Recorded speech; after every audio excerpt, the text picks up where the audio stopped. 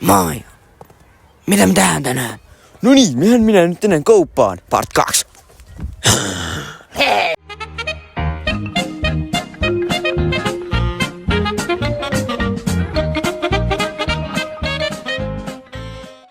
No niin, nyt me ollaan taas kävelty ihan hiiton pitkä matka.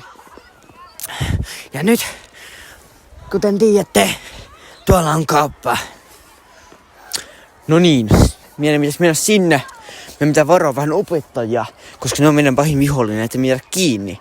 Joten nyt kävelään reippaasti ja nopeasti suoraan kauppaan päin.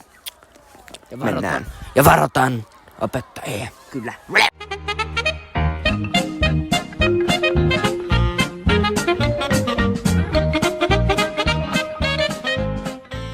Nyt me ollaan taas täällä Mukkulan S-Market. No niin, nyt mennään tuonne S-Markettiin, ostetaan ostokset ja takaisin koululle. Totta kai. Pitää varoa opettajia. Totta kai. Maja.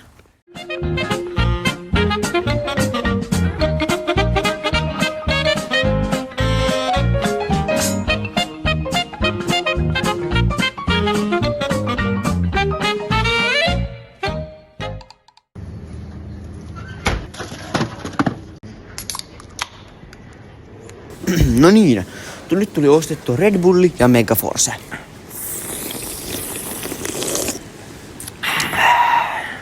Maukasta. Rar. Rar.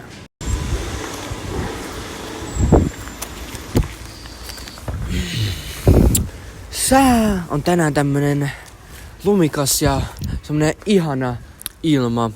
Ei niin kylmä, ei niin lämmin. Semmonen perfecto mozzarella pizza. Semmonen tosi virkistävä olo, kun sai ostettua käteen vähän tämmösen Red Bullin. Ja nyt mennään takas koululle, joten ei saa opettajat nähdä meitä kahta vatipäätä ja ollaan kunnolla. Jos näkee meidät opettaja, niin meitä ei voida opettaja. Oh.